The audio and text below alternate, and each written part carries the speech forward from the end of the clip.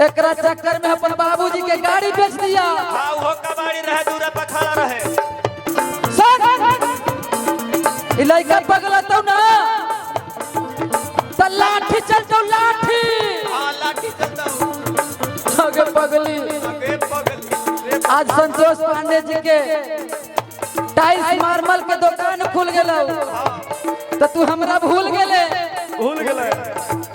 कल कोई बड़ा कंपनी खोल देता तो ओकरो गोदी में जाके झूल जमे। सुन जहिया तू तोड़ के जाई में ई नौजवान पगला जाने है क्या करता हूँ।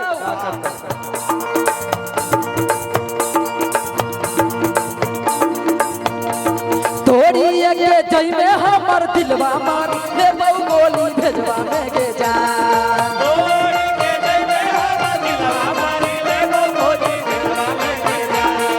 तोड़ी के जाई में हमर दिलवा मार ले बहु गोली भेजवा में के जा।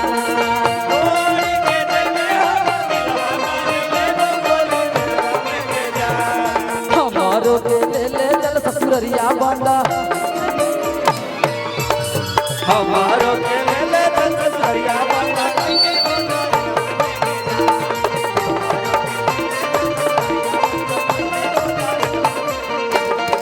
अगर न मिलते इस जीवन में लेते जन्म दोबारा। अगर न मिलते इस जीवन में लेते जन्म दोबारा। जन्म जन्म का साथ हमारा तुम्हारा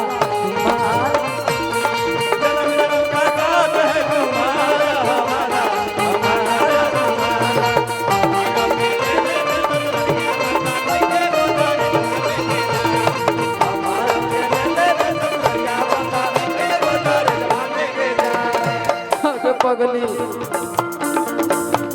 आज तू जाता रू कल तू लहरी में मिले आवहल तोरा गुपचुप खियावहल यही कहवा के बाजार में तोरा गुपचुप खिलावहल गुपचुप के पानी तोरा लहंगा पर चू गेल तोरा आया लहंगा कीन देहलियो। आज तू बुढ़वा से फंस गली गे पगली। लड़का पगला तब ना सनक तब ना तो मोर के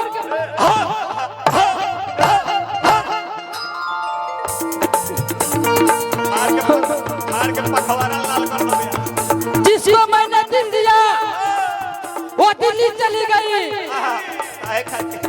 मैंने पीछा करते करते दिल्ली गया पर वो इटली चली गई।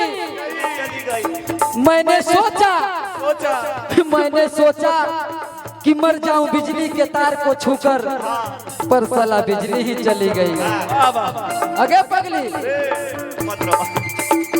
एक के संगे घुमा हाले बैठ के गाड़िया पर जवा में के जा।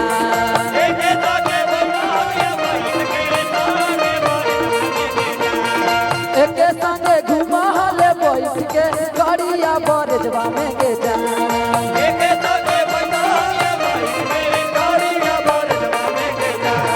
हमारो के ले चल ससुररिया बंदा।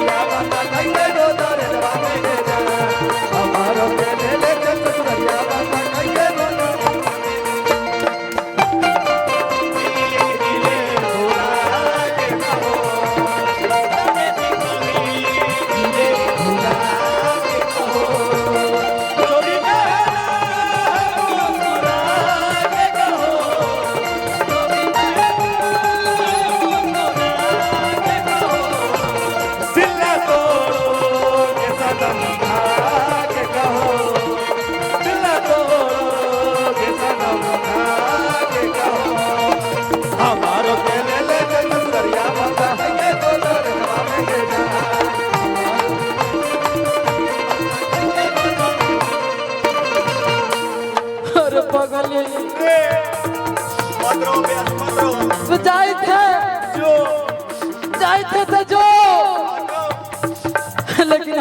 जहर के पुड़िया दे दे, हम खा के मर जाए, मैं तेरे बिना नहीं रह सकता हूँ। तुमने हमसे वादा किया था कि बाबू मर जाएंगे, मिट जाएंगे, लेकिन तुमको नहीं भूलेंगे। आज तुम जा रही है, जा रही है, तो पगला अभी हमारा एज नहीं हुआ है। दिल के दर्दिया कैसे सहबौ हम कमाए जवा में के जान, दिल के दर्दिया कैसे सहबौ हम कमाए जवा में के जान, दिल के दर्दिया कैसे सहबौ हम कमाए जवा में के जान, दिल के दर्दिया कैसे सहबौ हम कमाए जवा में के जान, हमारो के ले जल ससुरिया बाबा कई के गोदर जवा में के जान, हमारो के ले जल ससुरिया बाबा कई के गोदर जवा में के जान, हमारो के ले जल ससुरिया बाबा में के जान, हमारो के ले जल ससुरिया बाबा